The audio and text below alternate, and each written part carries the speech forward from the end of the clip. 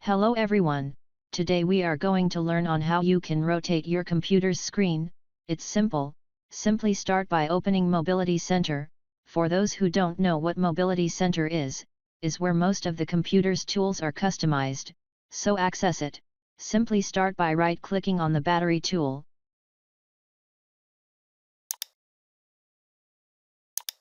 Our Mobility Center has been opened, so now as you can see we have where to adjust your volume. So to rotate your computer, simply click on this rotate screen.